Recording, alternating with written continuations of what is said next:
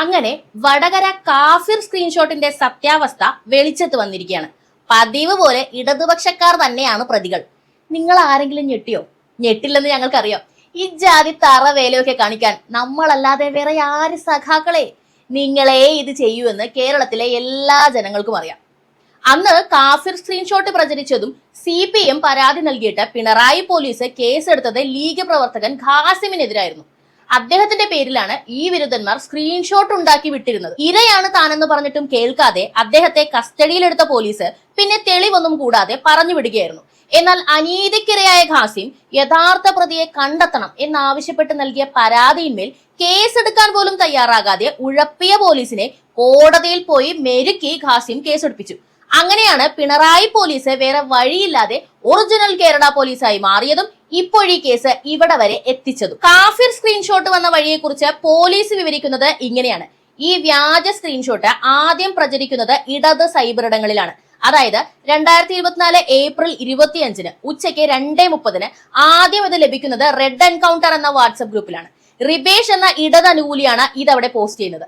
അന്ന് തന്നെ 2:34 red battalion എന്ന വാട്സ്ആപ്പ് ഗ്രൂപ്പിലും ഈ സ്ക്രീൻഷോട്ട് എത്തി. അതയച്ച ആളുടെ പേര് അമൽറാം. അന്നേ ദിവസം തന്നെ 3 മണിക്ക് അമ്പാടിമുക്കം സഖാക്കൾ എന്ന ഗ്രൂപ്പിലും ഇത് വന്നു. അതിന്റെ അഡ്മിൻ മനീഷാണ് ഇതവിടെ പോസ്റ്റ് ചെയ്യുന്നത്. രാത്രി 8:20 പോരാളി ഷാജി ഇതെടുത്തുകൊണ്ടുവന്ന് ഷാഫി പറമ്പിലിനെതിരെ എഴുതിക്കൊണ്ട് ഫേസ്ബുക്കിലും പോസ്റ്റ് ചെയ്തു. പോരാളി ഷാജി എന്ന പേജിന്റെ അഡ്മിൻ അബ്ദു ആണ് അത് പോസ്റ്റ് ചെയ്തത്.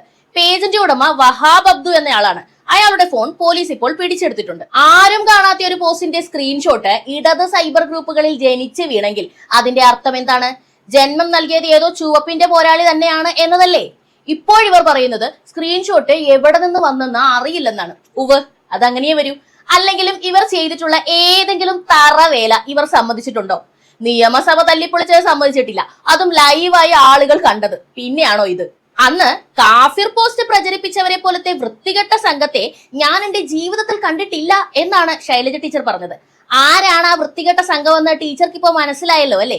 എന്നാലും ടീച്ചർ പറയുന്നത് പോലീസ് പറയുന്ന ഈ ഇടത് ഗ്രൂപ്പുകളെ കണ്ണൂർ ജില്ലാ സെക്രട്ടറി തന്നെ തള്ളിക്കളഞ്ഞതാണ് എന്നാണ്. എങ്ങനെ ഇരിക്കണം? സഖാക്കൾ പ്രതികളായ കേസുകൾ വരുമ്പോൾ മിനിഞ്ഞാന്ന് പാർട്ടിയിൽ നിന്നും പുറത്താക്കിയതാണ് എന്ന ക്യാപ്സൂൾ ഇറക്കാറില്ലേ? അതിന്റെ വേറൊരു രൂപം തന്നെ ഇത്.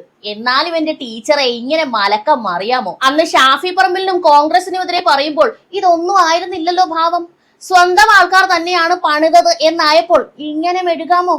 മുഖ്യമന്ത്രി പിണറായി വിജയനോട് ഇതേക്കുറിച്ച് ചോദിച്ചപ്പോൾ പത്രത്തിൽ കണ്ടു എന്നായിരുന്നു മറുപടി.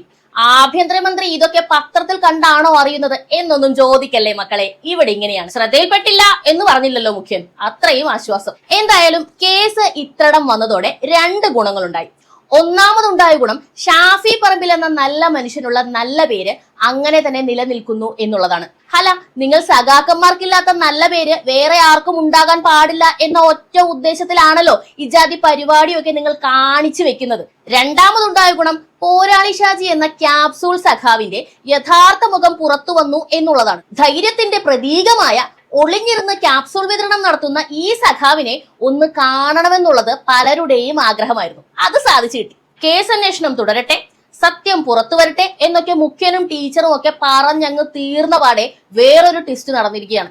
കാഫിർ കേസ് അന്വേഷിച്ച റൂറൽ ജില്ലാ പോലീസ് മേധാവി അരവിന്ദ് സുകുമാറിനെ ദേ തട്ടി തിരുവനന്തപുരത്തേക്ക്. പോരാളി ഷാജിയുടെ ഉടമ വഹാബിന്റെ ഫോണ് കസ്റ്റഡിയിലെടുത്ത സാഹചര്യത്തിൽ പോലീസ് ഫോറൻസിക് പരിശോധനയൊക്കെ നടത്താനിരിക്കുകയാണ് ഈ ട്വിസ്റ്റ്. ആർക്കും സംശയമൊന്നുമില്ലല്ലോ അല്ലെ? ഇത്രയും കാര്യങ്ങൾ പുറത്തു വന്നതോടെ ഇടതുപക്ഷത്തിനെതിരെ ആരെങ്കിലും ശബ്ദിച്ചാൽ കേസെടുക്കുമെന്നാണ് ഡിവൈഎഫ്ഐക്കാർ പറയുന്നത്. നെറികേട് കാണിക്കാൻ ആരും പറയാൻ പാടില്ല എന്ന ലൈൻ. ഈ കേസിൽ തന്നെ ഈ പറഞ്ഞ ഒരു ഇടതുപക്ഷക്കാരനും പ്രതിയല്ല, സാക്ഷിയാണ്. പ്രതി ആരാണെന്നോ? Meta company. Kerala police super അല്ലേ? എന്തായാലും സത്യം എല്ലാവർക്കും ബോധ്യപ്പെട്ടു കഴിഞ്ഞു. കുറച്ചുപേരെ കുറച്ചു കാലത്തേക്ക് പറ്റിക്കാം, എല്ലാവരെയും കുറച്ചു കാലത്തേക്കും പറ്റിക്കാം. പക്ഷെ എല്ലാവരെയും എല്ലാ കാലത്തും പറ്റിക്കൽ നടക്കില്ല. ഇനി ചുവപ്പിന്റെ പോരാളികൾക്ക് അത് മനസ്സിലാകും. അപ്പോൾ ലാൽ സലാം.